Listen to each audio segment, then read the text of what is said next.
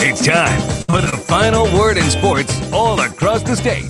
You're listening to Sports Talk with your hosts, Phil Kornblut, Will Pelagic, and the Professor Tom Hayes. You've been waiting all day, so join the show now by calling 800-956-7266. Immediately, I'm just like, wow, really? And he goes, yeah. He goes, Houston Astros are going to pick you at 28. Congratulations, Seth. And my heart just sank. It's something you just dream about as a kid. Growing up, that's the kind of stuff that drives me every day. And I could to see my family and stuff there to experience it with me was just something, I'll cherish for the rest of my life. Statistically, it's not opinion. It's just the raw data says that the SEC has distanced themselves as the top conference in the country. So it does it. And it's not just a confidence thing. It's you had to battle Florida's pitching staff and Vanderbilt's pitching staff and Arkansas's pitching. You had to battle the best in the country just to get here. So if you can survive that grind, you have a chance to play really good baseball in regional. And a pleasant good evening to you and yours, and welcome into Sports Talk, South Carolina Radio Network on a busy Tuesday, the 5th day of June 2018. Full house all in here for the first time this week. To my left, Phil Kornblut. To my right, Professor Tom Hayes. Yours truly, Will Pelagic.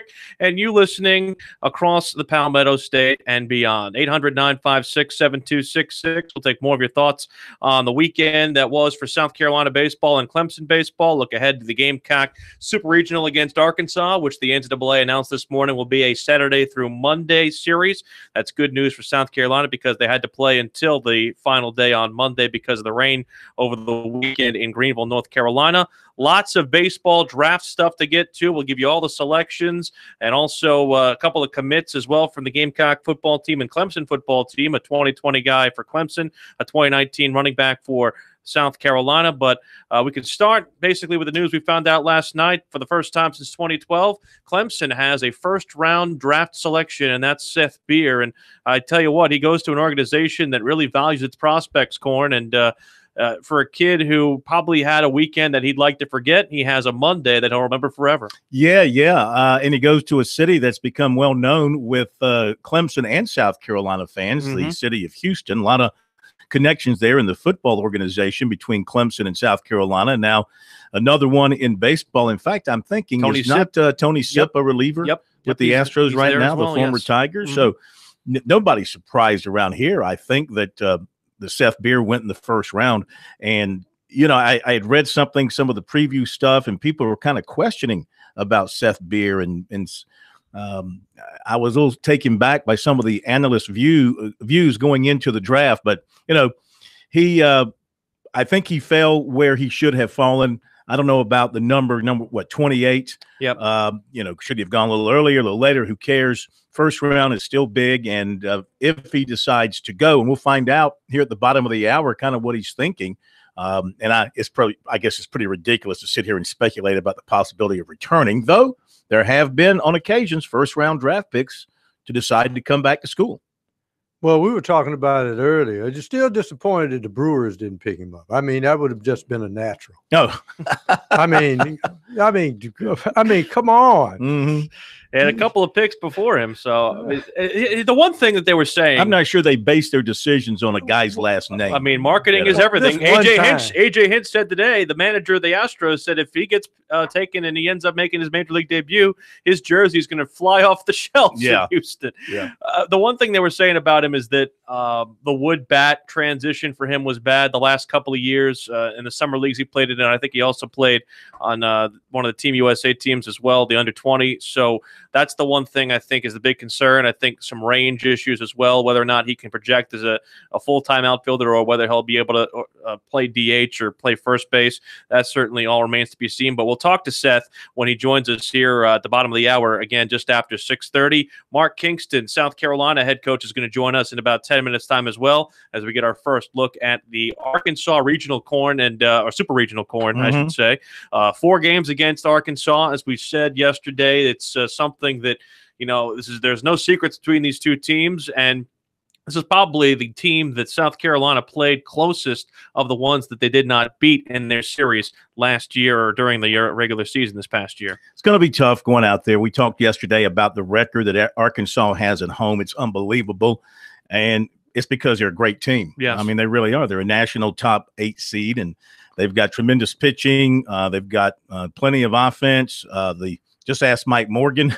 We always joke about the crowd support there. Baum Stadium is very similar to Founders Park. Founders Park was kind of built along the same guidelines as Baum Stadium, just like Colonial Life Arena was somewhat is mimicking the basketball arena there at Arkansas to some degree.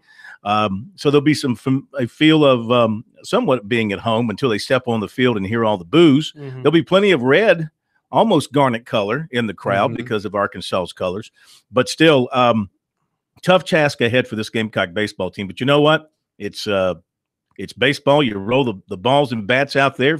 If your pitcher is on, and I would imagine Adam Hill, who was drafted today, will probably get the start on Saturday. He's got give him plenty of time to rest. We'll find out from Coach Kingston here shortly what he's thinking, but I see no reason why they wouldn't go with him on Saturday. Morris on Sunday, and would they come back with Majinski in a deciding third game on Monday if necessary? Majinski and everybody in that bullpen, as they say, Johnny Holstaff. The weather's going to be a little bit different than it was the last time. It was frigid in Arkansas, but still, if you're South Carolina and your glass is half full, you held an Arkansas team with an explosive offense to 7 runs over 3 games. You would think you would at least pull 2 out of 3 from there, but South Carolina was shut out in 2 of those games. But still, you would think that their pitching has to be somewhat confident that maybe they can deal with the Razorbacks. You mentioned the draft corn, and we have a bunch to update you on. We mentioned the beer drafting last night. There was a couple of signees last night that we'll get to as well of the current collegiate players on USC and Clemson. A lot of New York Mets involved. Carlos Cortez goes in the 3rd round of the Mets. Joining him is his teammate collegiately Adam Hill in the 4th round. Also property of the Mets, Clemson closer Riley Gilliam taken in the 5th round. Ryan Miller, Clemson right-hander, taken in the 6th round by the Arizona Diamondbacks. Cody Morris in the 7th round by the Cleveland Indians. Also Chris Williams taken as well in the draft in the 9th round. That was a selection, or 8th round, selection by the Minnesota Twins. And just taken a couple moments ago, Madison Stokes in the 10th round by the Phillies. Interesting. The Twins list Williams as a catcher. Yes. Which was his original position at Clemson.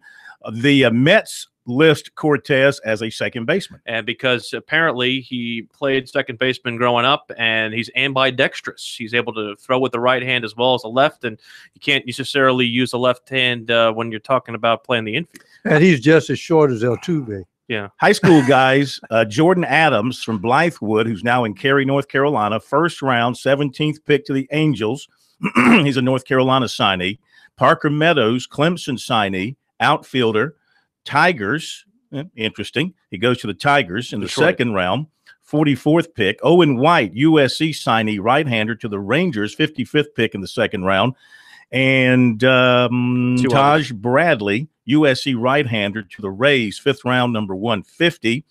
And Adam Scott, not a signee, but Wofford left-hander to the Indians in the 4th round. Am I missing another signee? Seth Lancaster of Coastal Carolina, 8th round of the Phillies, and Clemson signee shortstop Charles Mack, drafted by the Twins in the 6th round. So we'll keep it updated here. They're in the 10th round right now as they basically wrap things up today. There's about 20 or so picks left for today, and then the basically the 10 through 44, 11 through 44. That all gets underway tomorrow, and they will conclude that draft. Let's mention, too, that we got Coach Kingston on tonight, which is great. So they'll be hitting the road, probably Thursday, I imagine. We're going to have a media session with the Gamecocks tomorrow. Monty Lee is going to meet with the media to wrap up his season on Thursday. And so we'll try and arrange to get Monty on with us as well to put the ribbon on. Listen, every year under Monty Lee in the ACC, Clemson has won more games. Right. 47 wins overall this past season. Yes, I know shortcomings in postseason play, but there's no reason to fret about Clemson baseball. And tomorrow we're going to talk as well to Clemson basketball coach Brad Brownell. A lot to talk about with him and some of the signees he's put in. But coming up next, Super Regional bound Gamecock head coach Mark Kingston joins us next on Sports Talk.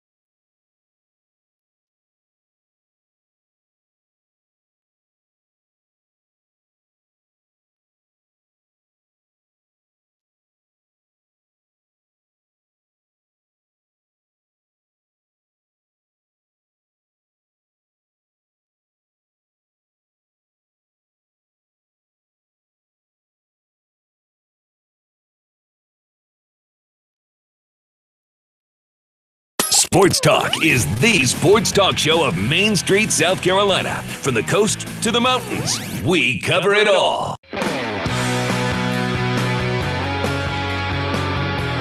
The South Carolina Gamecocks are headed to the super regional round of the NCAA tournament. We'll have coverage beginning on Friday with the pregame press conferences for not only South Carolina, but also what's going on with the Arkansas folks as well. But now we are pleased, Corn, to be joined by the Gamecock skipper, Mark Kingston, who was a very happy guy after the Gamecocks won that regional at East Carolina yesterday. Did it in a sweep, did it in style with a bunch of hits, great pitching. A lot of people left on base, but you scored enough runs to take care of that. Coach, welcome. How are you?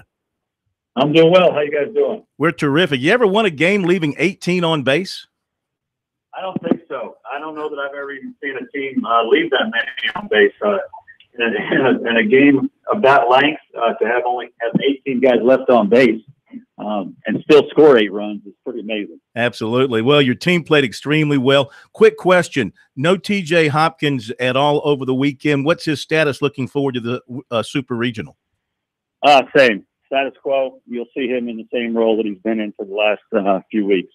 So you have no hope of him, you don't think, right now, getting back into an everyday situation, swinging a bat or anything like that? No, I think it's too much of a long shot at this point. How big has Danny Blair been in his stead? I know that you've been looking for somebody to kind of fill that open outfield vacancy. You've used Campbell, but obviously Danny over the weekend, I'm sure that was eye-opening for you. Yeah, it was good to see Danny step up. Obviously, Noah and him have been sharing some time as of late, and Noah did a nice job for us leading off as a switch hitter, and wanted to give Danny a shot there, and he took advantage of it. Guy hit a 3-run homer that really sparked us in game 1. Had 3 hits the next day, and then took some really good at-bats in game 3 and played good defense all weekend. So you just never know where you're going to get heroes like that from. But really good to see a kid that has stuck with it and kept a good team attitude get rewarded with a regional MVP. Hard to believe.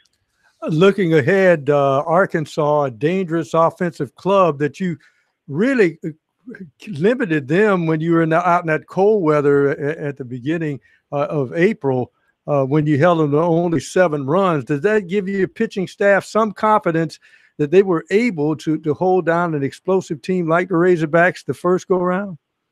Well, there'll be no secrets in that, and I said that at the press conference after our game. They know us, we know them. That weekend was a weird weekend. It was freezing cold, it was rainy and wet, and the wind was blowing in. It was a terrible weekend for offensive production and hitters. So, I don't think we can take too much from that. Neither team scored any runs or got many hits. So I think this weekend will be a lot different with the weather being different. My guess is the wind will be blowing a little bit more out with the warmer weather. So, I think you can probably throw that series out the window in terms of what it will look like compared to this weekend. Talking with Mark Kingston, USC baseball coach. He won't mind us breaking in for this draft note. Coastal Carolina's Kevin Woodall just picked first baseman, 10th round to the Cardinals. Pick 303. How much do you as a coach enjoy a draft day, especially, of course, when you've got players involved and you're still playing? I guess that throws a little something else into your busy workday, but how do you enjoy the days of the draft while you're still in season? Well, it's tough. It's obviously tough because you're trying to figure out who's on your team now, who will be joining your team with your recruiting class, who will you lose off your current team going into the future. But by the same token, you're so excited for your players that now are getting to reach their dreams and maybe being able to get some financial security for their families and just to see all the hard work pay off and see guys get drafted and move on into professional baseball. You're also extremely excited for those players that have worked so hard. So I know it's today's the day for these kids, except for Owen White. But do you have a feel from White and Cortez and Hill and Taj Bradley and Cody Morris about what their plans are going to be? Yeah, my guess is they'll all move on to professional baseball. Anytime guys get drafted in the first 10 rounds these days, it's about a 99% chance that they'll sign. These deals are made before the selections are even put through. You usually don't get drafted, in the first 10 rounds unless you've agreed to something before that selection. So I would anticipate all those guys moving on to the next level. You got a couple of Mets in there. That makes me happy, at least, Mark, with Adam and Carlos. How much have scouts, and what is your role in talking to the folks who are making these decisions at the big league level? What is your role in trying to sell them on your players? But also, I'm sure in the back of your mind, you are concerned about your own team going forward. Well, we don't need to sell our players. Obviously, we try to promote them as much as possible in terms of we have a scout day in the fall where they can all come in and evaluate our guys on their tools. And we also have meetings throughout the year where they come down and interview our players. And we give them pretty much all access to that to get to know our players. Past that, then it's up to the clubs to evaluate them and decide where they want them in the draft, or if they want them, or do they want them high? Do they want them late? What position? Carlos was drafted as a second baseman today. So there's a lot of unknowns in the draft. There's a lot of things that are unpredictable. Our job is to try to promote them and showcase them as much as we possibly can. Do you have a talk with your team before you get into postseason, Mark, about just let the draft settle in, don't worry about it, because you've got to concentrate on the job at hand, and that's winning ball games? Is it difficult to keep the kids on an even keel, or keep their concentration on the task at hand and not be worrying about the draft? Well, you can say that, but I think show me a coach that tells these kids don't worry about the draft, just worry about helping us win baseball games, and you're going to see a coach that starts to lose some of the trust of his players. And I'm saying that honestly, because the kids' dream is to go to pro baseball. And so if we tell them the only thing that's important to you right now is trying to help us win a baseball game, and ignore the last 18 to 20 years trying to get to this point, then I think we're not being concerned enough with their future. So to me, it's a balancing act. You need to make sure that they understand this is a big moment in their life, and we support that, and we're going to help you through it. But you need to balance the fact that we're also trying to help South Carolina get to Omaha. And I think if you watched us play this weekend, you saw a lot of guys out there that were doing exactly that, balancing, trying to help us get to Omaha, but also playing well so that they do get drafted in spots that they're pleased with. So you guys are the last guys to beat Arkansas as a visitor at their place. What's interesting is Southern Cal, that other team that claims to be USC, but they're Southern Cal, beat them there as well. So something about those letters USC apparently works somewhat decently at Baum Stadium. What's the key besides throwing out some great players? What's the key to getting a couple of wins at that place and moving on to Omaha? Well, you've got to play better baseball than them, and that's not easy because they're a complete team. They have high-level pitching. They're very athletic on defense, and they have speed and power on offense. So they are a complete team. They're one of the teams getting picked to potentially win the national championship. So you have to go in there with a no-fear mentality. Number one, it's a raucous atmosphere there. Their stadium and their environment there is crazy. So you have to go in there, number one, with a no-fear mentality and overcome that. And then you just have to play better baseball. There's no secrets. If you make great pitches, you get them out. If you make poor pitches, they hit it hard.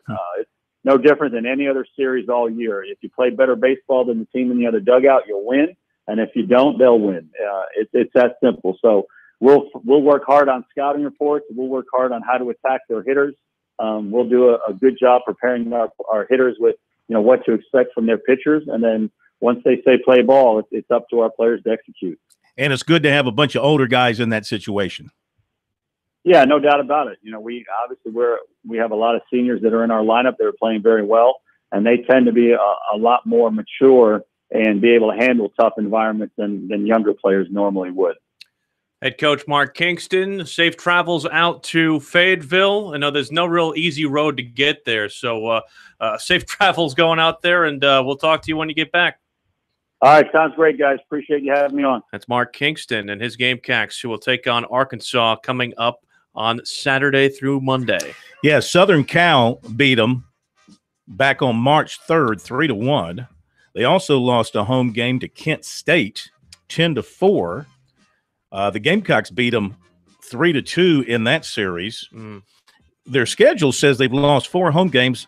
I can't find but 3. I must be missing one, but I can only find 3 home losses. We're not supposed to have beer on the air. It's against our ethics and against our violations of ethical code, but we will have some beer on the show next. Seth Beer. first round pick next on Ice Sports Talk. cold beer.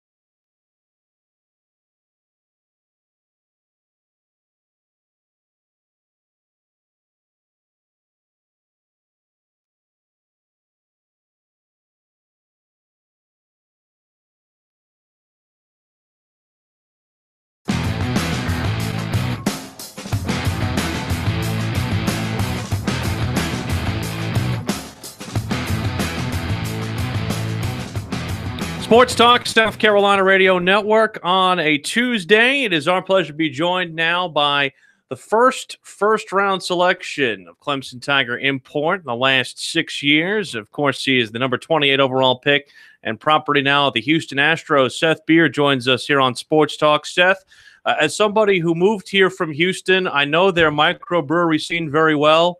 Is there a Seth's Beer deal in the works yet?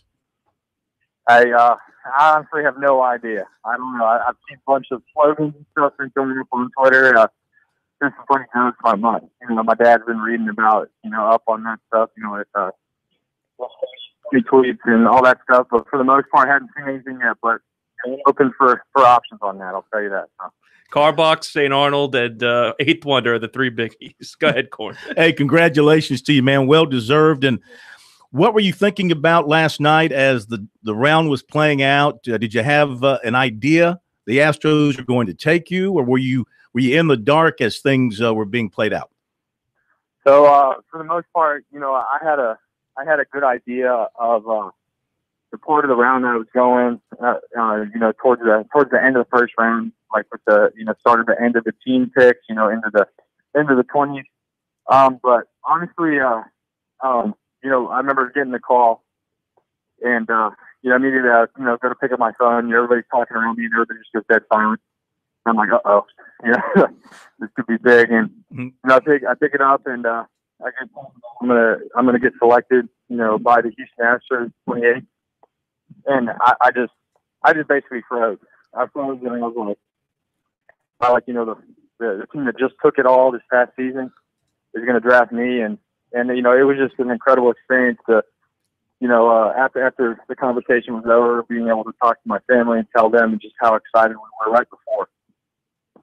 As far as your feeling, I know that this past weekend didn't go the way you wanted. I'm sure the call Monday kind of made those feelings go away rather quickly. Oh yeah, it's one of those things that I was super excited. Obviously going into that situation, it was it was a little sad, and a bunch of guys, seniors were leaving, other guys were going to get drafted, and the season was over. We couldn't play anymore this year, and that's tough to swallow right off the bat. And I'm just very thankful all my teammates showed up for it, even with that bad taste in our mouth that we were left with, and they were all there to share the joy with me, and I was super grateful and super happy that all of them showed up. Seth Beer with us here on Sports Talk. Seth, you've been a Tiger for, really more than the 3 years you played, because you committed so early and you stuck with that commitment and the coaching change, and you flourished under Monty Lee and the new coaching staff. But the Tigers were not able to take that step forward through the regional round into the super regionals. How does that make you feel when you reflect on your career about what you did and did not accomplish as part of the program? I think at the end of the day, I can look in the mirror and go, and I can look in the mirror and say, I did everything I could.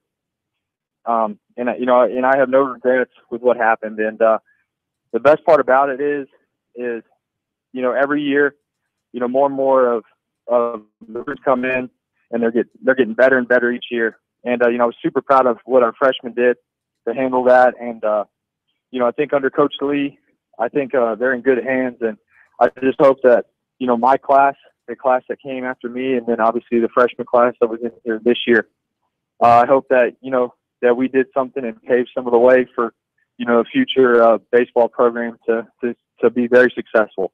And but at the end of the day, I did everything I could, and I look at all my teammates around me, and we all did. We all worked extremely hard. We had a very successful season, but just couldn't get past that first thing. And the biggest term used in this sport is that's just baseball, and that's just sometimes what it is, and that's just kind of how it is. Postseason is where dreams are made, and sometimes those dreams aren't good ones. So, but at the end of the day, I gave everything I had, and I'm very happy and very grateful to had come through Clemson. You're drafted as an outfielder, but a lot of times, in Major League Baseball, they see a guy with power. They think about the class power positions in the infield, first base, third base. Have they talked about you just remaining an outfielder, or have they talked to you, the Astros organization, about maybe thinking about an infield position? That's stuff that we've spoken about, and things that we've gone over. I think for me, the best thing is probably infield, preferably first base, when it comes to what I think I should do to be successful.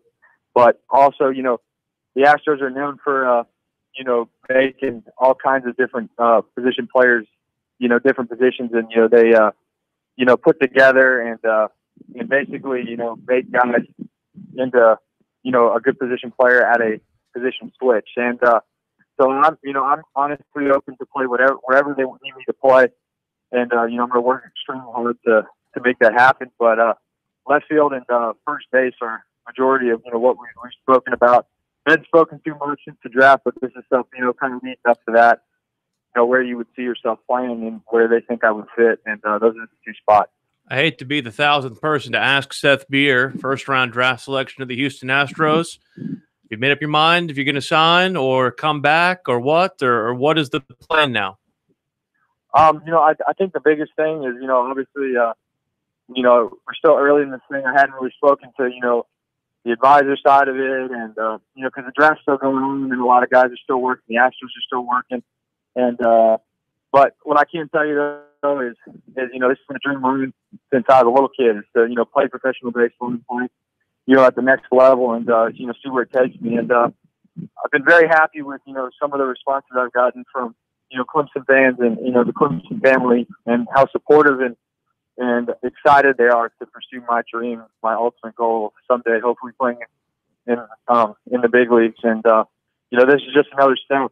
So wherever that takes me, it takes me. But, the Clemson family has been very, very supportive, and they're really excited for me. Have they given you any idea where you might report if you do sign? That's just it's one of those things that hadn't really said anything. So right now, just kind of waiting on a call and when I need to be there, and I'll tell you I'll be there at that date. Do you feel, and does your advisor or agent feel that the signing bonus that you're asking for is a reasonable amount? You feel like it's something that the Astros should be able to handle?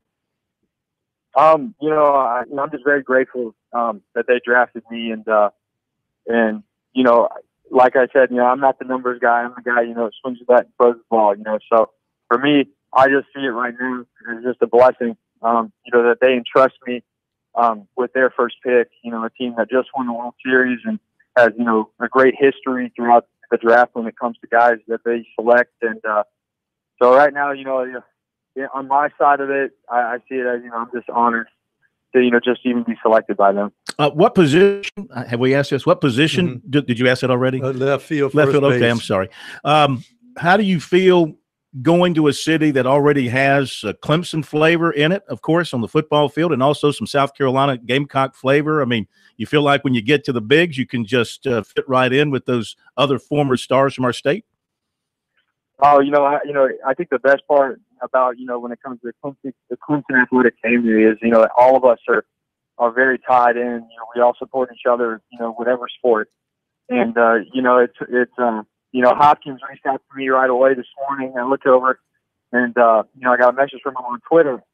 I immediately looked up and at my girlfriend, I go, when we're eating breakfast, I go, oh my gosh, DeAndre Hopkins just reached out to me. And she's like, really? And I was like, yeah, he just messaged me on Twitter, and, I got his phone number and stuff, and he just congratulated me. And, to me, that's a big deal. And, guys like that caliber of athlete, reaching out to me, it was an incredible feeling, and just kind of adds to this craziness of the last 24 hours.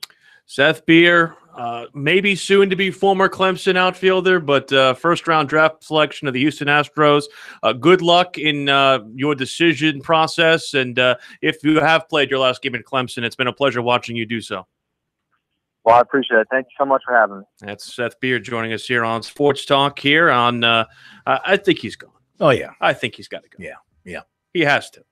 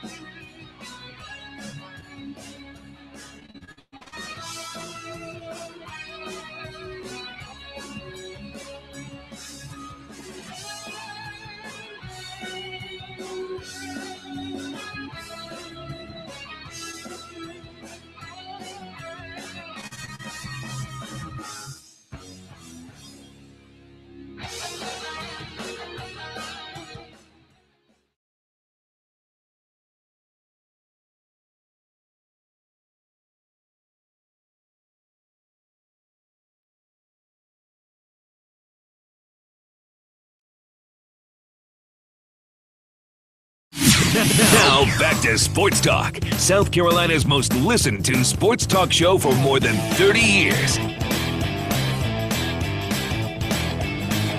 Sports Talk, South Carolina Radio Network. I didn't mean to sound flippant at the end there with Seth saying that he's gone. It seems to me like that just from talking to him, spoke with his mother earlier to help set up the interview.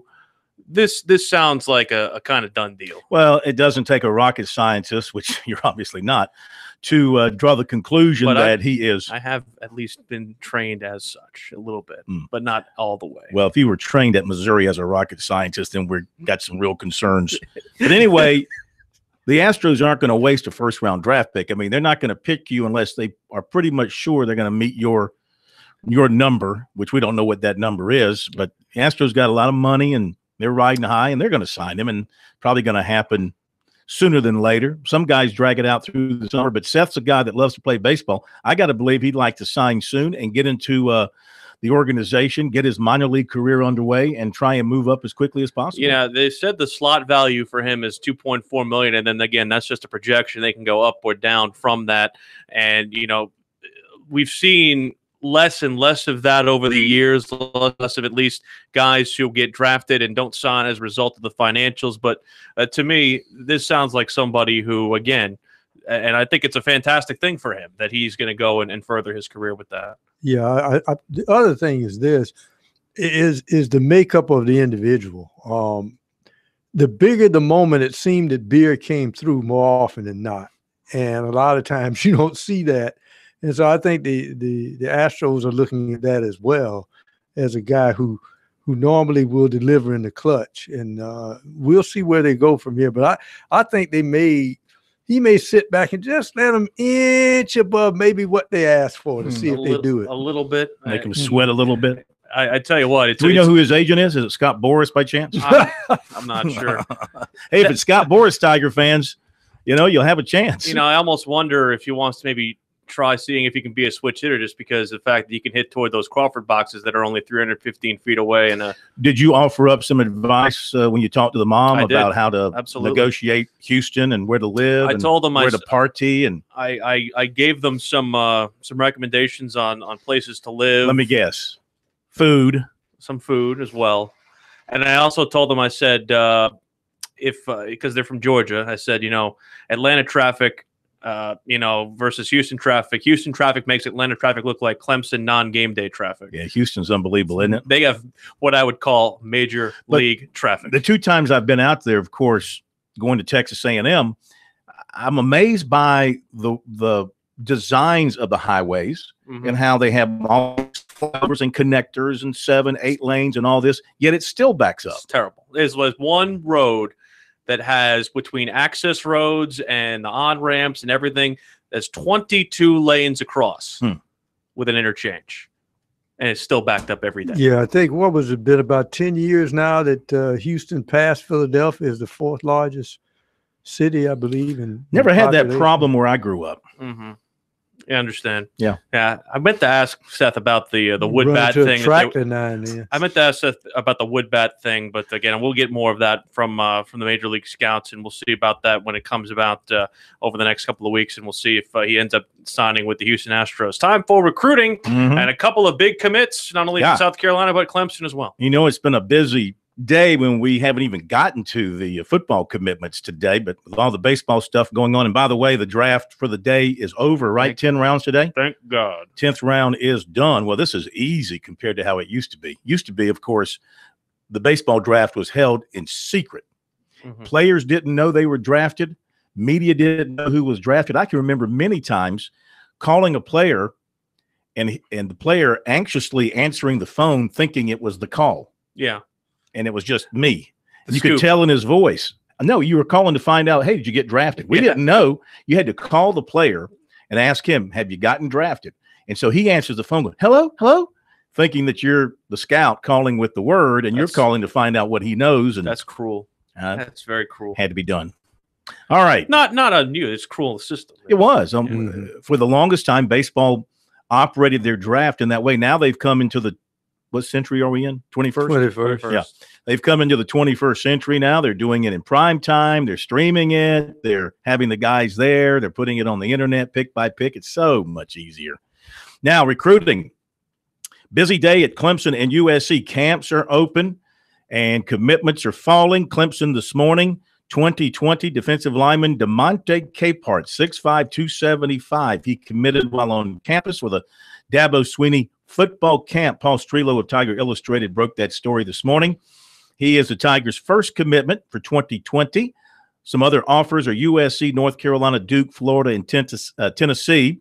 His recruiting stock continues to climb. He had solid camp performances last summer and this spring and a very good junior season. He had 25 tackles for loss and 7 sacks last year. He's been a regular visitor to Clemson games and camps over the last 2 years, including an appearance at the spring game in April. This afternoon at the Will Muschamp football camp, commitment number 15 for 2019 for USC, running back Kevin Harris, 5'10", 231. Actually, he told me 225, originally 231, of Hinesville, Georgia. Don't confuse him if you Google Kevin Harris, Georgia. Don't confuse him with the defensive lineman who's committed to Alabama from Georgia by the same name, not the same guy. This is his first Power 5 offer. It came after the Gamecocks watched him run. They told him, come to camp. Let's see what kind of speed you got. Apparently, he turned in respectable, if not impressive speed, and they offered him. And he committed. He said he spoke to Muschamp in his office after the camp was over, and he offered me a scholarship. He said, a great school, great coaches. They think I'm a complete running back, but I've got to work on my top-end speed.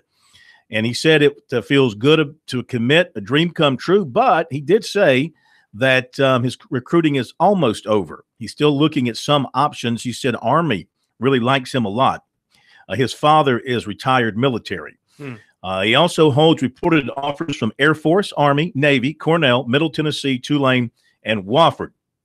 So that is the story on him. Cornell. 16th in rushing in Georgia, according to Max Preps, 1,691 yards. He averaged 6 yards per carry. He also scored 16 touchdowns. I can see why those wishbone offenses would want him at 5'11", 230 pounds, put him in the middle, fullback in that wishbone offense with that speed. That sounds like Mike Davis. That's what it sounds like. It does. It does. 2021 athlete Charles Montgomery, Valrico, Florida, offered by USC in camp today, as was 2021 receiver Guy Hall of Plant City, Florida. Also, defensive back Major Williams, Fort Myers, Florida, offered today by USC at camp. He's a Virginia commitment. And 2020 receiver Xavier McGriff of Jacksonville, offered by USC. And USC target defensive back DJ Daniel, who is in camp this week, was at Georgia over the weekend, and he was offered by the Bulldogs. All right. So we got in recruiting. A reminder to check our recruiting out all the time online at SportsTalkSC.com and on Twitter. Use the hashtag STRecruiting. That'll take you to our stories. We got a lot of guys who are nominated for the all-name team in that the recruiting report. Got a guy who is named a guy, and a major as well.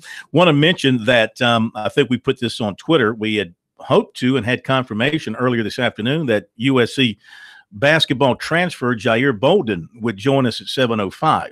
Yes. That's not going to happen.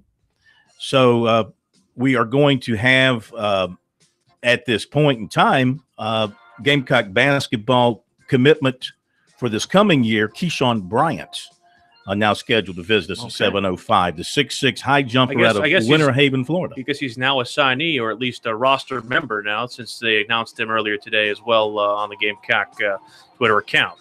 When we come back, we'll talk to him. We'll give his thoughts on where the Gamecock roster sits, which still has one slot remaining, and also his thoughts on joining them. We'll continue also with Kerry Tharp next hour as well. Continued Gamecock Arkansas regional preview and some other goodies as we continue on a Tuesday edition of Sports Talk. 800-956-7266. We'll get some calls in as well if you have the desire.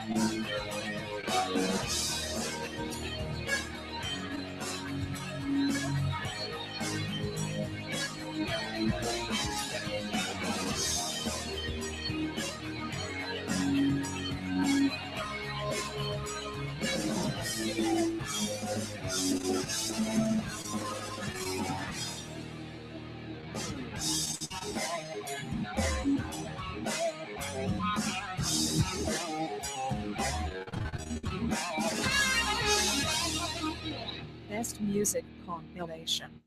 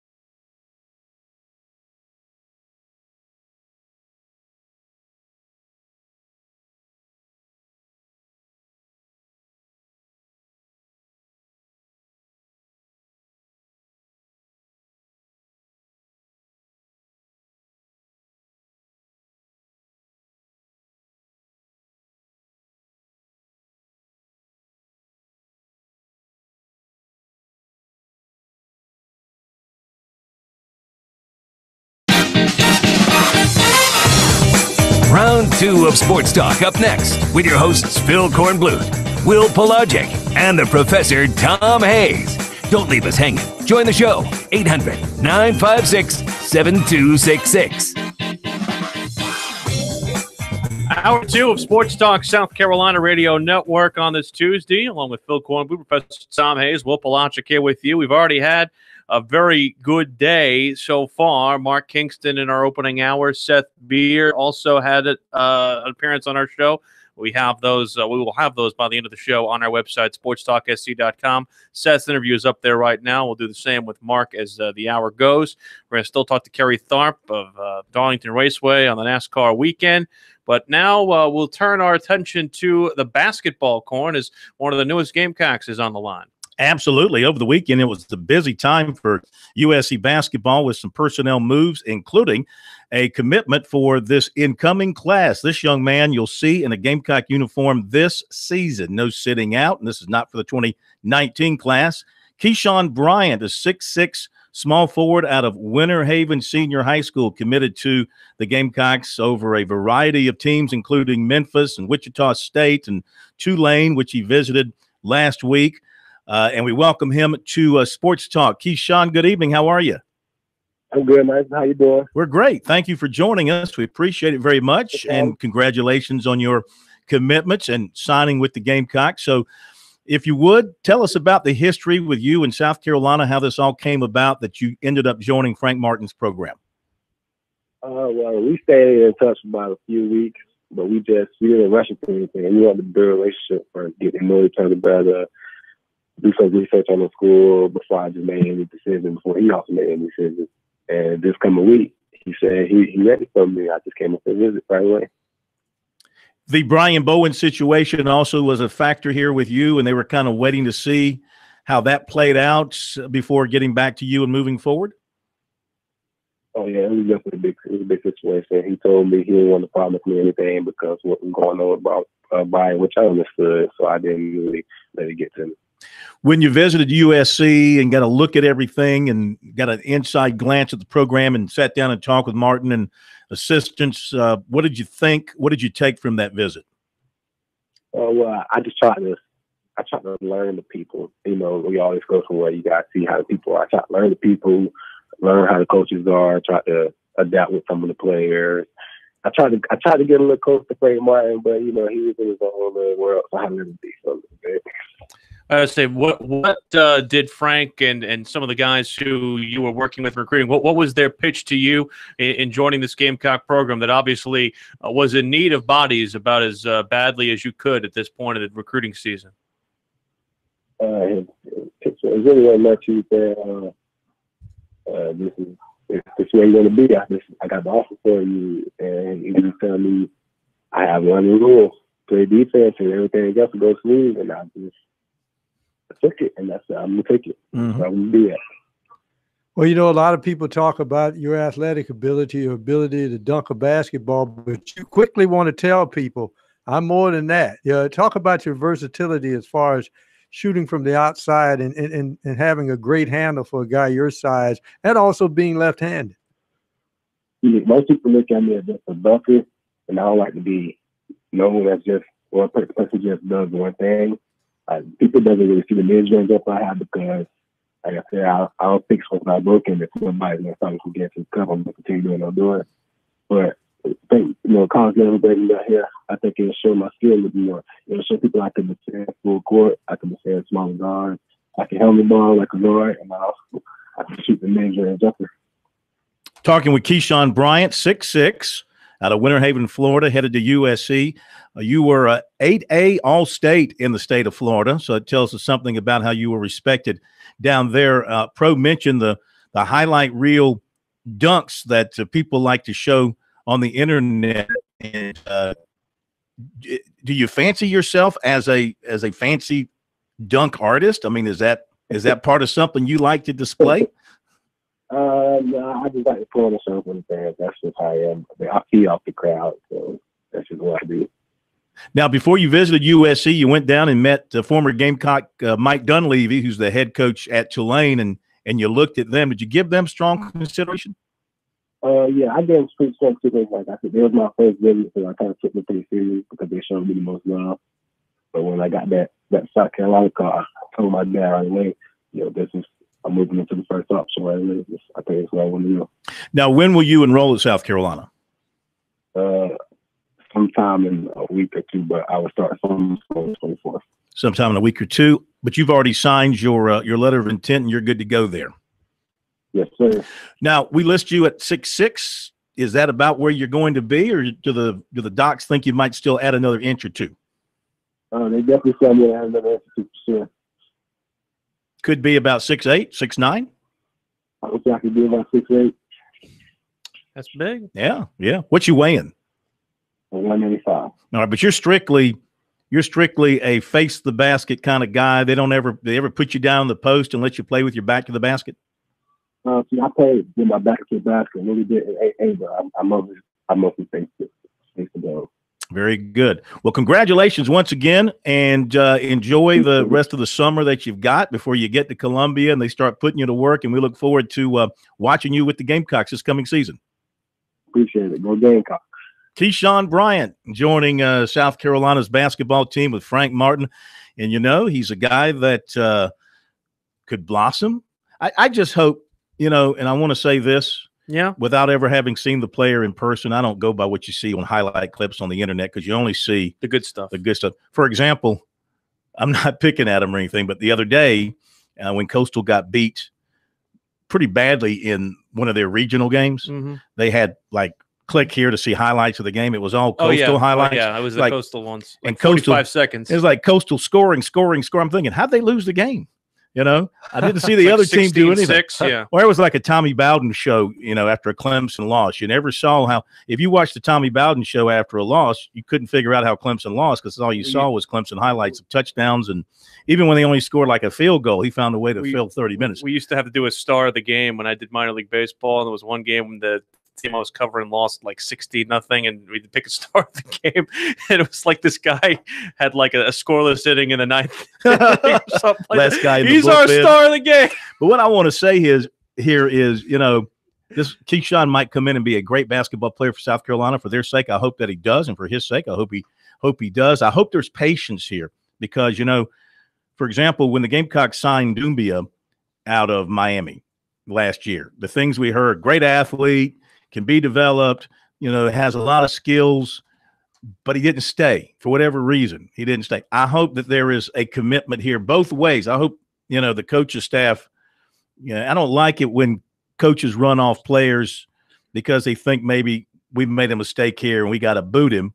I don't like that. I think you have to eat it if you make a mistake. Now, if a player realizes he's made a mistake and he's over his head, okay. I'm just saying I hope that in this case, this young man can live up to the expectations, can develop, and become a player at South Carolina. Well, I think another part of this too, Corn, is the fact that I don't know, and again, that's why I asked Keyshawn about the pitch that Frank Martin makes. I'm pretty sure that Frank Martin is very upfront, and I know he is because we've heard that from the people he's recruited. But I almost wonder if he has to change the way that he is up front with these guys and say, look, I've had guys who come in here and say that they're committed to defense, and they weren't. And I'm not going to tolerate that. You've seen the guys who have come in and out of this program. I think he has to make sure that you buy into the culture yesterday before making your pledge to come be a Gamecock. If I can criticize Frank for one thing, though, he's had too much turnover in his program over the years. I know in college basketball today, transfers are acceptable and it's a revolving door situation. And I know some of this was related to transgressions by some players, but you have to be responsible for those players. You signed them. You did the background check. You invested the time and money, so that's your responsibility. It's had too much turnover in the program, in my eyes. The key point is there's been a lot of turnover, but I've seen too many South Carolina basketball coaches when plan A is there and that player goes somewhere else, they don't have a plan B. By the way, saw where Josiah James from Porter-Gaud in the 2019 class made the U.S. national team out in Colorado Springs. So his star continues to rise. And apparently still not hearing from South Carolina or Clemson for some reason, according to some of the reports out there. Unfortunate. No, you must be thinking of Christian Brown. Oh, that's right, Christian Brown. I'm sorry. Yeah.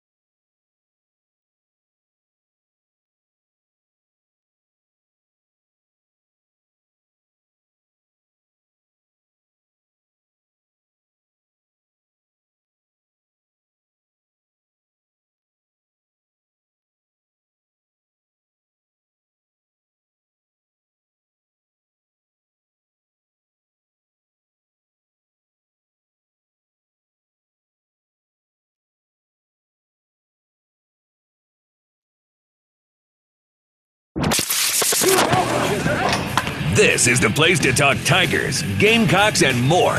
Sports talk across the state on the South Carolina Radio Network.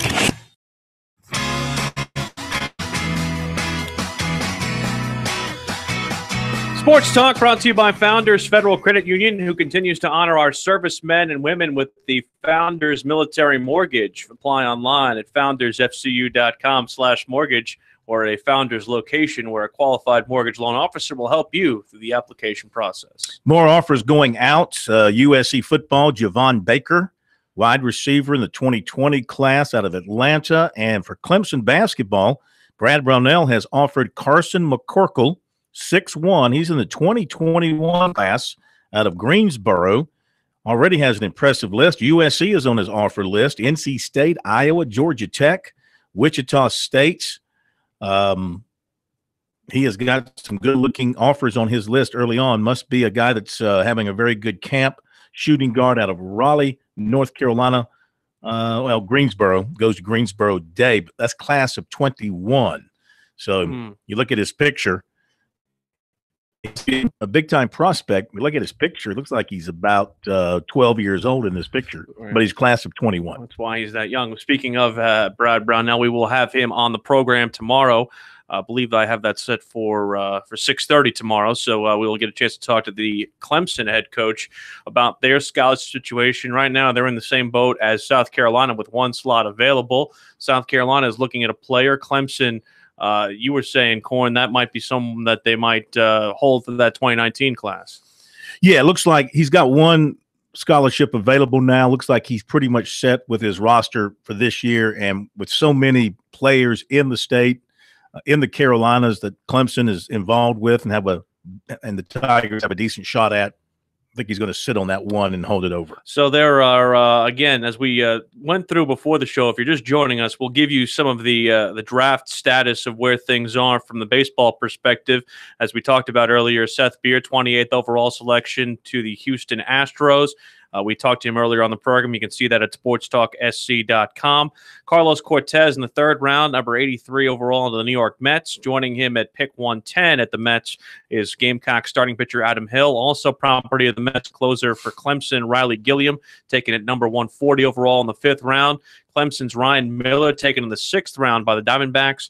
Cody Morris in the seventh round by the Indians. Eighth round selection for Clemson catcher / first baseman Chris Williams. Madison Stokes in the 10th round at the Phillies. Wofford left-handed pitcher Adam Scott taken in the fourth round by Cleveland. Coastal Carolina's Seth Lancaster in the eighth round by the Phillies. Kevin Woodall Jr. is a St. Louis Cardinal draftee in the 10th round.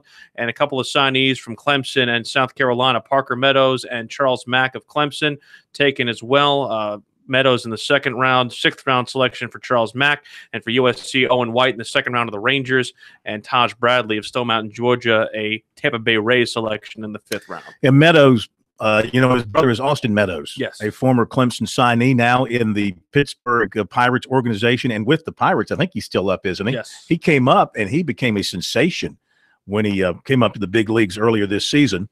So that's a talented family. Got one in the bigs and another one on the way. Arkansas, South Carolina's opponent, coming up this weekend in the Supers. And just looking at some of the numbers, again, that the Gamecocks will have to deal with, a 300 batting average for Arkansas, 90 home runs. So they swing it big. They play good defense, only 61 errors so far this year, a fielding percentage of .972. They have 4 hitters with double-digit home runs, 3 with 13 each. So their power is spread up and down their lineup. Makes it tough to pitch to. You think you got through it, and here comes another power bat. On the mound, a team ERA of 3.47. Teams are hitting .238 against the Razorbacks. And, of course, you look at the top of their order. There's Blaine Knight, I imagine. The Gamecocks will see him. This is, you don't fool around in the Super Regional. No. You throw your ace out there on the first round, the first game, get that advantage. Blaine Knight, I'm sure, is the guy the Gamecocks will see. 11-0, 2.74 ERA. He's got 88 strikeouts in 95 and a third innings. Teams are hitting .224 against him. He has given up 16 home runs. And then Casey Murphy, 8-4, 2.86 ERA, a .220 against batting average, 74 strikeouts in 88 innings. You look at their closer, Matt Cronin. He's got 12 saves, 3.05 ERA. But what you look at is the average against, and it's 146. It's a lot. Yeah. And the weirdest thing about Arkansas is that, they went 42-18, and yet people obviously are talking a lot about Florida. It feels like, I don't say that Arkansas is almost a forgotten man amongst this program, amongst the teams in the SEC, but they are very, very highly touted. Oh, they're probably, in my mind, playing the best baseball of any SEC teams that's left, because Florida somewhere along the line they have really fallen off. They've lost themselves. I left them for dead last night. Florida Atlantic. They had them on the ropes and could have won that game. But it's still fascinating how South Carolina won those last 5 series. And you look at 4 SEC schools. I know 2 fell at home, but when you have 4 road teams win regionals, that says something about the conference. So Friday, you've got Minnesota at Oregon State, Stetson at North Carolina, Washington at Cal State Fullerton, and Mississippi State at Vandy. And then on Saturday, it's Auburn at Florida, Duke at Texas Tech, USC at Arkansas, and Tennessee Tech at Texas. Now, I wonder if this is by happenstance. I guess they couldn't predict it, but I mean, you got situations here where SEC teams are going to eliminate each other. Yes. You've got Mississippi State Vanderbilt, so only one league team will get out of it there. Auburn at Florida, and USC at Arkansas. So at the most, well, you're guaranteed 3 SEC teams are going to make the World Series. So I guess that's the positive thing. I want to go back to this too real quick while the draft is going on. And of course, the untalked about story at this point when it comes to the major league teams, and I don't think he's been drafted so far, is Luke Heinrich from Oregon State. Right. If you were a GM, would you draft him? I mean, he certainly has first-round talent from everything that I've read about him as a pitcher. But the baggage is incredible, of course. What do? Do you think somebody's going to take a chance on him? If you take a chance on him, they will have to have their own people have a psychological evaluation of him and talk to his parents and or mentors or both and see if this is a guy. But you can't, there has to be no stone unturned. This is such a confusing story if you've read his story closely, because on the one hand, he pled guilty to the charges. And then on the other hand, he claims that he's not guilty, that he pled guilty because he was advised to do so, to go into the programs where he could have his record expunged and he could go back to Washington. He is now free to go back to his home state of Washington with his record sealed and everything against him now private, and he can leave. He can move around the state of Washington. He doesn't have to register and things of that nature.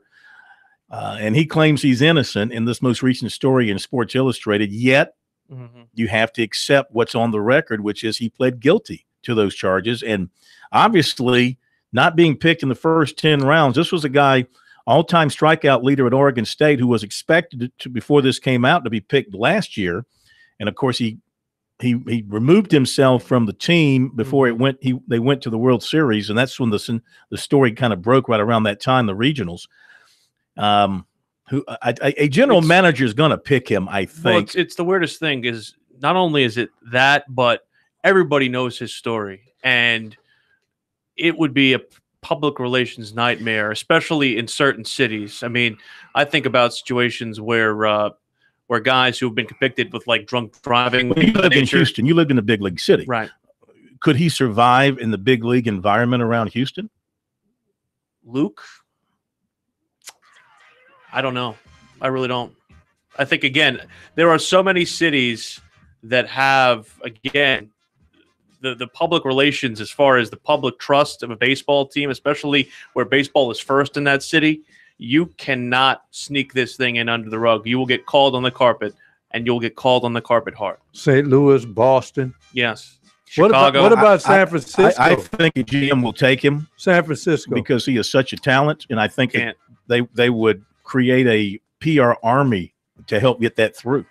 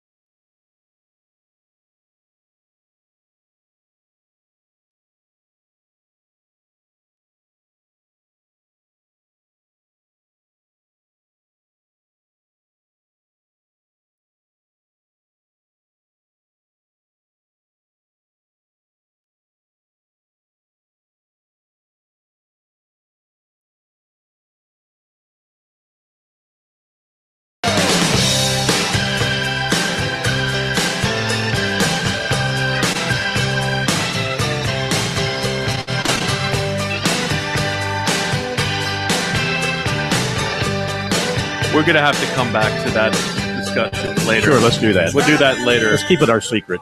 No, I'm Nobody knows what we're talking going about. to say after we're done with Kerry, because I want to be respectful to Kerry, because it might offend him. But, Yeah, he is hard to offend, boy. Let me tell you. Yeah. If Reggie Anderson can't get under his skin, I don't know what can. That's okay. Reggie Anderson's kid tries to That's get under like our skin. nails on a blackboard, Reggie Anderson. You ever watch that guy on television, KT? I'm telling you. Well, I kind of grew, he learned under me. He was what you call my underling. Yeah, protege. So I don't know what you're saying. I don't know what you're talking about. He's the guy that used to get your car washed, picked up your laundry, cut your lawn, things like that. Pretty much, I go, Reggie. He go, yes. I said, go get my lunch. Go get my car cleaned up. There you go. Whatever you say, Kerry. Good to have you with us. No, he's a good fella. Hey, now listen. Good to be on here. Good to be on. I saw what happened with the guy driving the pace car there in was that in Detroit? Where was that? That was the Grand Prix in Detroit. Yeah. So if he can do that, I feel like I should be given the rights to drive the car at Darlington and hit the wall a couple of times.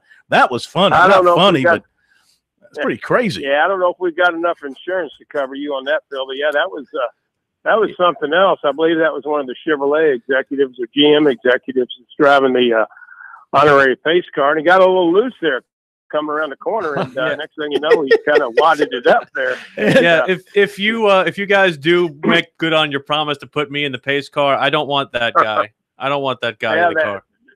Trust me, he's going to have to go back through driving school before we would get him out there. But that was kind of unfortunate. Thankfully, nobody got hurt, and they were able to complete the race. But yeah, that's something you don't see very often. Now, you guys have real drivers on the track today and tomorrow, right? Yes, we do. We had drivers out there today. I was out there a little bit today. It was a great test. We had Matt Kenseth, Daniel Suarez, Paul Menard, and Jamie McMurray out there testing. And, it couldn't have had better track conditions. The weather was terrific. It was almost mimicked the type of weather that we hope to have Labor Day weekend here in about 90 days. And so a lot of good information being gathered by the teams right now. I think Goodyear is pleased with what they were able to learn out here today about the tires. So we'll go back at it tomorrow. But it's always good to hear cars running around the racetrack at Darlington. Oh, absolutely. Music to your ears. So what was Goodyear working on with the tire compound? What kind of thing do they hope to bring to your race Labor Day weekend? Well, I think the main thing they were looking at, Phil, was a right side tire that they wanted to get confirmation on. I think they have the right one, but they wanted to just make sure and get feedback from the drivers. I think Goodyear has one of the toughest jobs in all of NASCAR. They have to provide a tire that's not only safe, but a tire that also provides good racing. And so, they work very, very hard to make sure that happens. That's why there's such a great partnership and cooperation between NASCAR, Goodyear, and the teams, because everybody wants to, like I said, have a safe tire, but you also want a tire that lends itself to good racing. So I think they feel pretty good about the tire that they brought here. They actually had about 2 or 3 different combinations that they brought. So I think tomorrow they'll probably come to a conclusion on the exact tire that they want to bring come Labor Day here. But Kerry, with a track like Michigan International, do you have a favorite or a couple of favorites who kind of love racing on this particular surface? Well, up at Michigan, I think Professor, I think Kyle Larson's a guy you got to look at. He's won, I think, the last 2 races up there. You certainly can't discount the 3 drivers that have been so dominant so far this season. That's Kyle Busch, Kevin Harvick, Martin Truex Jr. But it's a big, wide 2-mile racetrack, high speeds. It sometimes comes down to fuel mileage at the very end, but. I can tell you one thing right now. Kyle Larson will be on my fantasy team this weekend. I was going to ask you who you were taking for your fantasy team this week for your daily fantasy. Right. Well, you mentioned the 4 guys who finished in the top 4 at Pocono, and obviously Pocono is a much different type of racetrack than the racetracks that we're normally used to with the mile and a half, just because it has the tri-oval there. But again, we see it run to form with Truex, Larson, Busch, Harvick. These are the same names we keep talking about every week, Kerry. Is the NASCAR fan tiring of this lack of parity, if you will? Well, that's a great question, Will, and I'll have to go back and say I don't think so because things like this have happened in the past. I was listening the other day to one of the commentators. They were talking back in the 70s or 80s. You had David Pearson, Cale Yarborough, Dale Earnhardt, Richard Petty winning most of the races back then. And so, maybe these are the 4 drivers that have kind of stepped up, or at least the 3 drivers that have stepped up and kind of taken over those guys' shoes. But I still think, we're still getting ready to hit the midpoint of the season. I think there's plenty of racing left. I think you're going to see some new winners. However, I think it's time for some of these drivers to come off and see if they're going to win, particularly a guy like Jimmy Johnson, Brad Keselowski, Denny Hamlin, to name a few, and see if they can, get in the win column and qualify for the playoffs. Have you guys had your drive around Darlington yet for the public? No, we haven't, Phil. We're waiting that. We're saving that exactly for you. Mm-hmm. It's going to be on June the 16th, which is a week from Saturday. It's Father's Day weekend. It'll be from 2 p.m. to 5 p.m. out at the racetrack, and it should be a good opportunity for fans to come out, get their own cars out there, take some laps around the track, and get a pair of Xfinity race tickets, and then also some money will go to the Sport Clips Help a Hero Scholarship Fund. So, but it'll be a week from Saturday, June the 16th. Good, because I'm coming tomorrow. Because you got the Goodyear tire test. I don't know if anybody told you this. This hasn't been announced. I'm announcing this now, but I'm bringing the Sports Talk Pinto. I'm doing a tire test for Hoosier, so I'm doing a Hoosier tire test tomorrow with the Sports Talk Pinto. I'm going to do about 30 laps. They want to see what the left side tires feel like, and I'm bringing my crew. And now I'm gone with the Indy style pit stop. I've got the hydraulic lifts. And I've got the one lug nut that holds the tires on. I got 4 guys coming, and we're going to see if we can turn 7-8 second pit stops in there with those Hoosier tires. Phil, I can't wait. I'll be honest with you. It's going to sounds spectacular. I'm not doing any interviews, by the way. Spread the word. No interviews. No interviews. Okay. Well, I tell you what, we will respect your decision, but we'll get the pool reporter to try to get some quotes from you to try to glean all this great information that you're going to share with the teams. But if you're going to do that, Phil, we'll just soon put you out the parking lot here in front of the office. I'm almost kind of almost lamenting the fact that Steve Spur is going to be in town and you're going to be at Darlington, unfortunately. Well, I know I hate that, but I got to be where I got to be. I got a race here in about 90 days. So I did have the opportunity here a couple weeks ago to hear Coach Muschamp over in Florence at the Spurs Up Tour. Sounds like that recruiting class of theirs at this point in time is doing exceptionally well. So we don't know anything about that here. Yeah, I'm sure you don't. And I got to give a shout out to the Gamecock baseball team. Awful proud of them on advancing to the Super Regionals. KT, we shall see you tomorrow. Any Bojangles going to be there waiting for us? Phil, we may have some for you, but I would probably suggest that you eat on the way. Okay. Wow. I will. Thank you. Talking to y'all. Thank you, my friend. Y'all. Yeah, I'm going to do a little Hoosier tire test to my Hoosier, of course, the competitor for Goodyear at one point in time. I could have said Firestone, but I'd say Firestone probably. But they don't. Is more. They're strictly Indy Firestone. So Hoosier, of course, does. Hoosier is, I think, still in business in terms of your lower level racing operations. So the Bridgestone, which fits us perfectly with our level of operation. Bridgestone and Michelin is where the F1 tires are. Yeah, so, as far as those go, and they also do the four-leg pit stop. You used to be able to before they opened the new gate and built the tunnel that you now go under to go to the infield for the media at Darlington. You used to have to cross the track in your own car. I've done that at Texas Motor Speedway. And you're very tempted to turn right and hit. That would be turn now in the current configuration.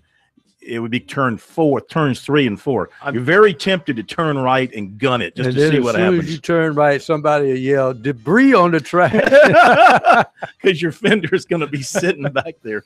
We'll close the shop next on Sports Talk.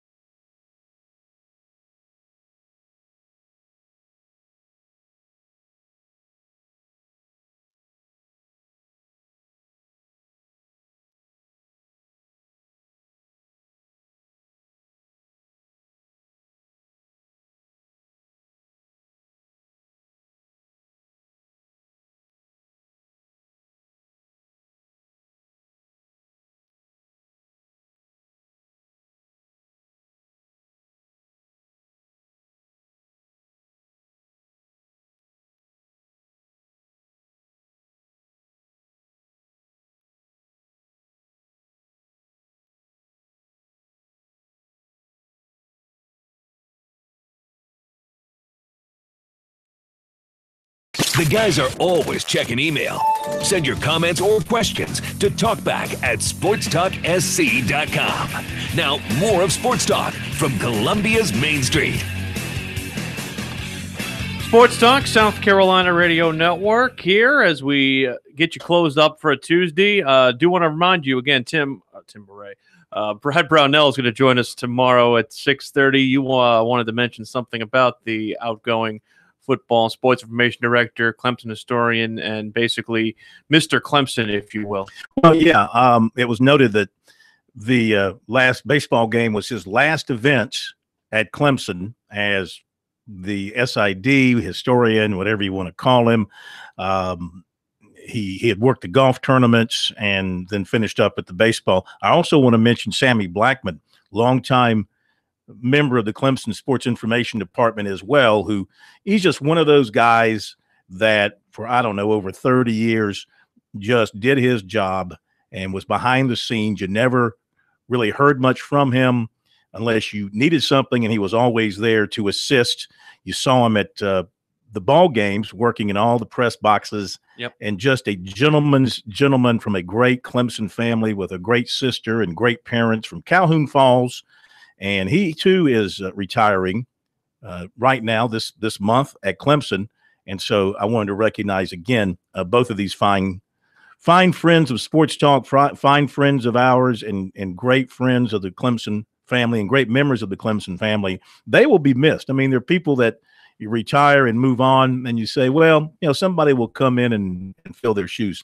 No, these two guys will definitely be missed at Clemson by all of us who invade the press boxes throughout the seasons ahead. So I want to wish them well. And, Tim is still going to be working basketball, and he's going to be working for the Golf Channel, adding more collegiate spice and information to their coverage. So he'll be busy, and hope to see him at events in the future, because just wouldn't be Clemson sports events without those guys around. Yeah, those aren't jobs that I want to have, just because to follow the footsteps of those guys is no easy feat. Well, they're products of the Bob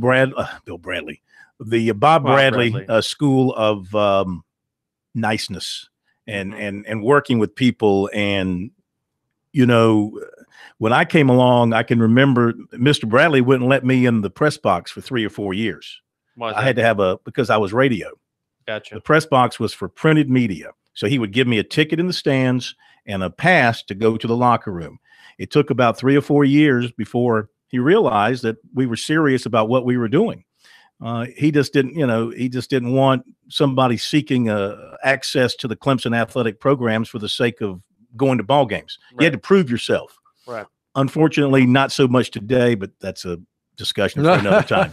You're trying to say that there's some that are involved in the media who go to and are credentialed at the games who shouldn't be? Is that what you're? I don't want to ruin my good mood right now. So, but they are products of the Bob Bradley school of helping people in the media, and back then that's what SIDs did. They didn't compete with the media like today's SIDs have to do, and under their new guidelines of their respective universities, they're now really competing with the media to get their message out before the media can get their message out, which I guess is the way things have evolved through social media and YouTube and everybody putting everything they've got on television in some form or fashion. Even if things change, a good SID realizes he's the gatekeeper of that university. And a lot of the media, they will build what they think of a university based on how they were handled by the SID's office. That's why I enjoyed Coastal Carolina so much over the weekend. East Carolina. Yeah, I'm sorry. I enjoy Coastal Carolina when I'm there as well. I forgot where I was. East Carolina, ECU. So I enjoyed them so much. Tom McClellan, their SID, is a fabulous guy. And, very similar in mode to Bob Bradley. And, Tom Price at South Carolina was the same as Mr. Bradley, just a different personality. Mm-hmm. He wasn't exactly, if you had a question for Tom about something statistically, his response typically was, go look it up in the media guide. But if you wanted to talk to a coach or whatever, a player, he'd certainly work with you. But he was very informative and very, I had many good meals in Omaha with Tom Price. I'll never forget, he had open heart surgery. And so we were in Omaha. So you went to the Drover with him, is what you're telling Well, me. I can't remember where we were, but I think we were just at the hotel, and we were having a steak and a baked potato, and mine was loaded with sour cream and stuff. I mean, this is going back in the 80s, and I'm about to eat my first big fork full of baked potato with sour cream and everything on top, and he goes, that sour cream is going to be in your heart 15 years from now. And I just dumped it on my plate and said, thank you very much. That was TP. I can't do sour cream. TP was on the radio with Mike Morgan when they were the broadcast crew. Wow. Morgan and Tom Price. And so somehow they must have been in a rain delay. It was a slow ball game. And Morgan's personality and his humor. Somehow they got onto the subject of death and murder and things like that. And Morgan turns to Price on the air and he goes, Tom, you ever kill a man? And TP paused for a second. He goes, no. Oh, I once watched an execution when I worked for UPI, though. Morgan just lost it. He couldn't continue. I once watched an execution when I was at UPI. That's funny. He just lost it. So those guys, I mean, as we get older and these guys retire and fade away, it's a part of the media that we'll never get back again because of the way things are done today. The state newspaper entrusted our friend Josh Kendall to be the person who had to bear the terrible brunt of having to go to Destin, Florida and sit on the beach and watch the meetings take place. But he wrote a couple of dispatches. He wrote one involving a conversation with Steve Shaw, the SEC's coordinator of football officials, involving the new legislation on gambling. And today is the first day in the state of Delaware that they are allowed to have sports gambling take place. The governor placed this for the first legal sports bet in the history of the state. He put $10 on the Phillies to beat the Cubs on the money line. I don't know if that's going to take place. Betting baseball is just stupid. It's very stupid. Yeah, it's crazy. You might as well just burn that $10 bill. There are two things that you shouldn't bet ever. You should never bet the NBA regular season, and you shouldn't bet regular season baseball. And heaven forbid college basketball. Well, for college basketball, you can get some real value in college basketball. But the thing that he wrote about in his story was about the referees and obviously the particular situations that can come involved. There's a lot of stuff that they actually do in Las Vegas where they have to get special clearances for their officials to go to. And if they have to walk through a casino, they got to walk through a special passageway so they're not exposed to sports books. And this is another venture again into the whole questions about, the legality and the viability of this happening without any kind of impropriety going on. I just think that so much of this is much ado about nothing because, again, like we've been talking about since this issue came to light, they're doing it anyway. It's already happening. Just because it's legal doesn't mean it's going to not or it's going to happen in an increased way. Speaking of, Bovada today issued their over-under. You like that for individual teams. Yeah, good lead-in. Yeah. So the over-under for Clemson in wins this season from Bovada Sportsbook, 10.5. That means nothing, only because that's probably where the best value is for them to buy it. So 10.5. Would you go over or under? Over. Over. South Carolina 7.5. Over. Yeah. Over. I'm jumping all over that. I'm putting the mortgage. I'm putting the don't put the mortgage of the Garden City house on that. No. But I'm putting the diamond ring on that. I'm putting everything on that. Yeah, they're going to win more than 7.5. They're going to win 8+. Barring injury. Well, that's everybody. They've got let's see. Alabama's over and under is the same as Clemson, 10.5. Auburn is 8.5. That seems a little shy for them. Yeah. All of us, barring injury, will be back here tomorrow in this space. I can't promise that because I don't know how that tire test is going to go at Darlington tomorrow. Just get back and forth from the PD here in one piece, please. Just bring an extra engine with you. Bring the Pinto back in one piece.